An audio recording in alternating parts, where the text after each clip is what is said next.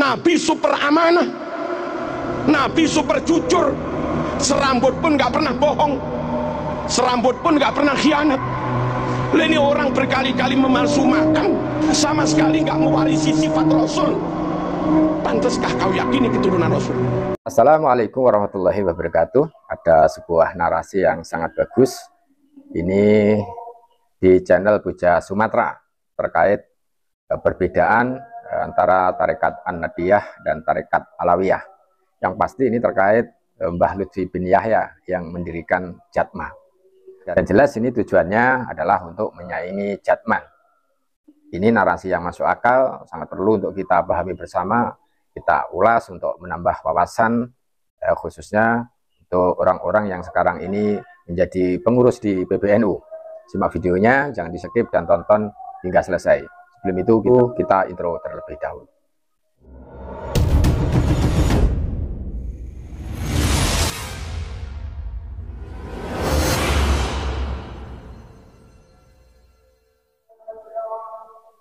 Nabi super amanah, Nabi super jujur, serambut pun nggak pernah bohong, serambut pun nggak pernah khianat.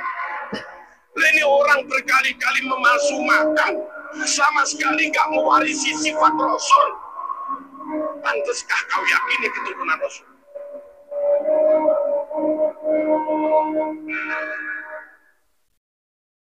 Itu tadi suara dari Kiai Haji Marzuki Mustamar ya. Sahabat Buja Sumatera, walaupun dibingkai dengan kearifan dan wajah penuh pesona, namanya keburukan tetap akan terlihat.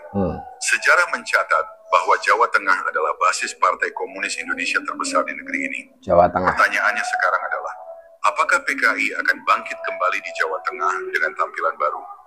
Selain Jawa Tengah, Jawa Timur juga memiliki basis PKI yang cukup besar, Jawa terutama Timur di wilayah Blitar Selatan, sebuah daerah yang menjadi kelanjutan gerakan PKI pasca peristiwa 1965. Namun secara keseluruhan, Jawa Tengah tetap menjadi poros utama pergerakan PKI di Indonesia. Tepatnya di Solo, kota dengan sejarah merah, merupakan salah satu pusat aktivitas PKI. Lokasi-lokasi seperti Geladak, markas PKI Honggo Wongso, Gedung Kopi, dan Jembatan Baca menjadi saksi bisu pembantaian serta jejak kelam sejarah. Lalu, apa yang dimaksud dengan kebangkitan PKI? Apakah partai itu kembali berdiri? Atau seperti anggapan banyak orang, bahwa kelicikan, kepengecutan, dan tipu daya adalah warisan gaya PKI? Saat ini, kita menyorot sebuah peristiwa yang membagongkan di Provinsi Jawa Tengah, tepatnya di Pekalongan. Jadi yang dimaksud kebangkitan PKI itu bukan bangkitnya Partai Komunis Indonesia. Jadi ya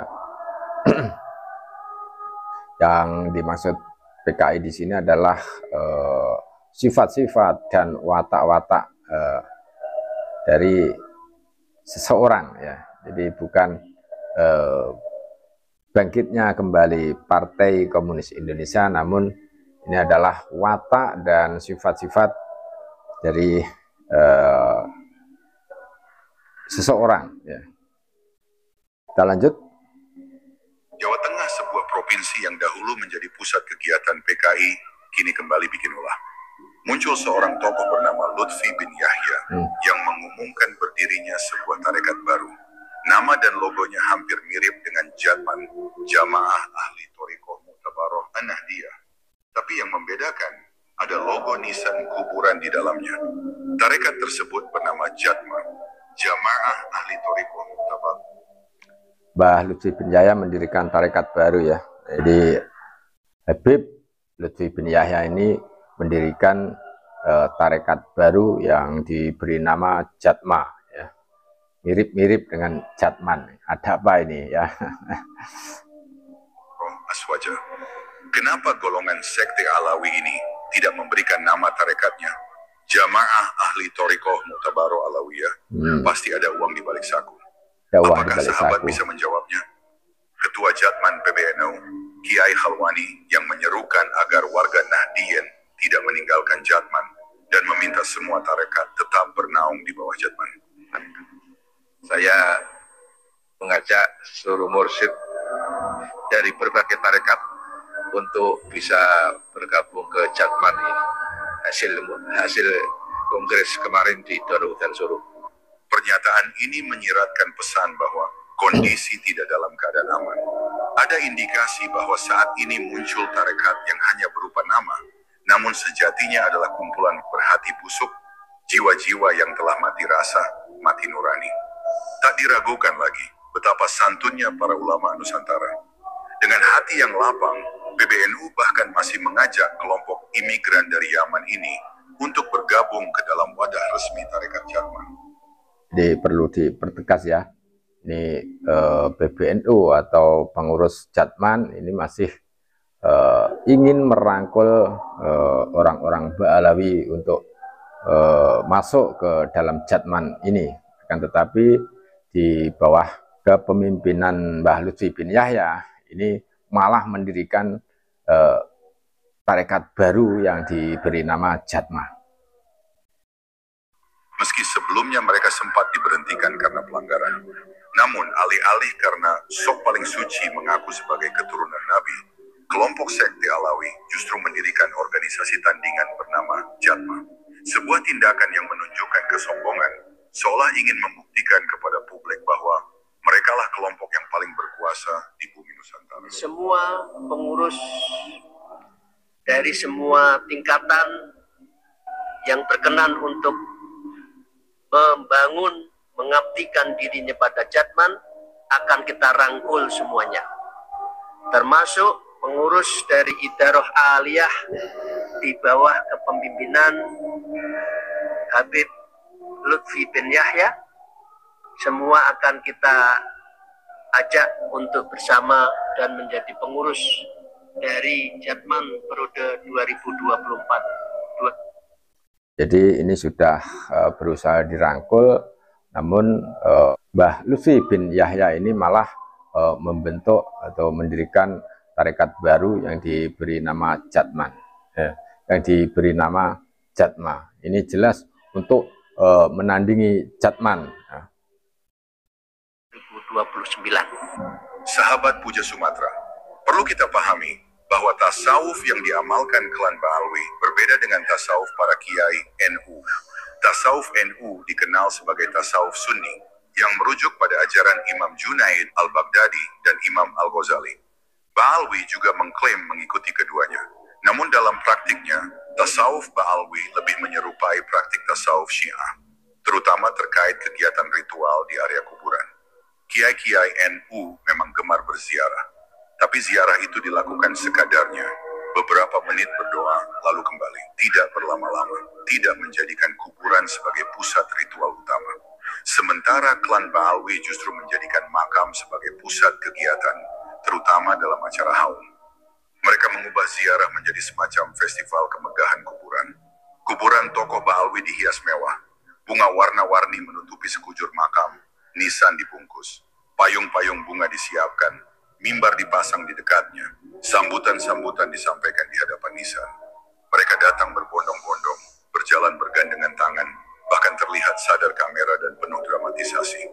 Sahabat Puja Sumatera, untuk membedakan diri, para tokoh mereka dipayungi, mengenakan kacamata hitam, berjalan seperti raja sehari, diiringi rakyat yang menyembah dalam diam.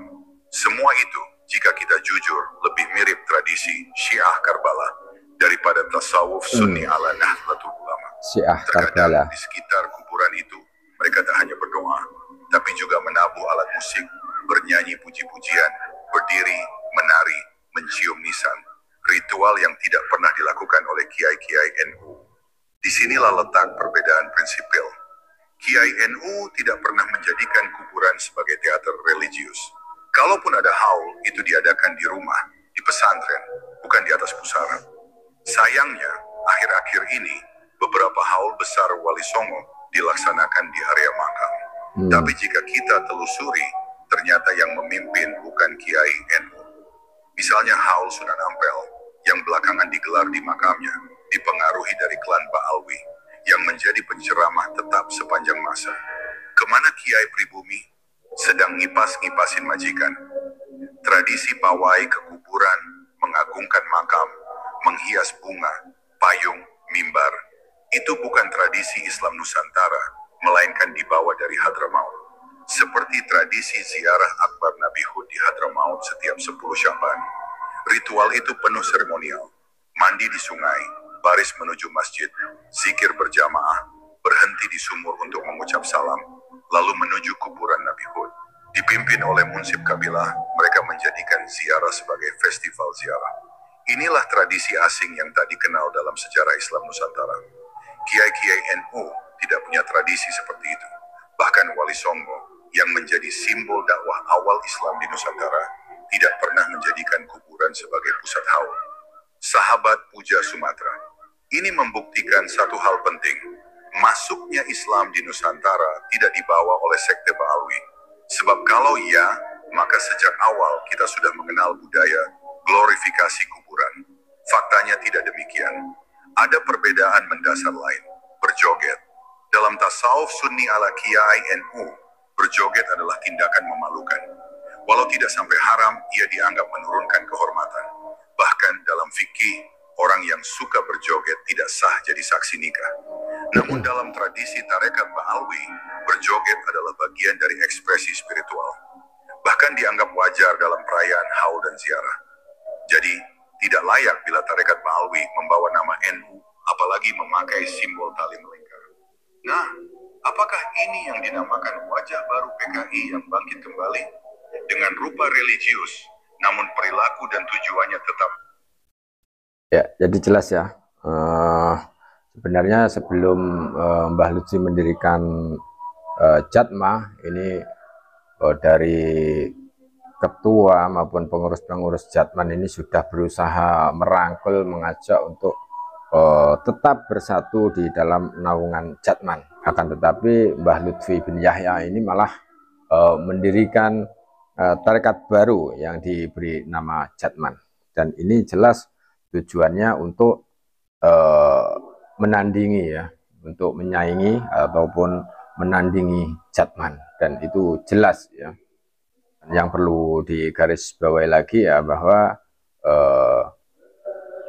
yang menyebar atau menyebarkan Islam pertama, yang menyebarkan ajaran Islam pertama di Nusantara ini adalah Wali Songo, bukan dari Ba'alawi.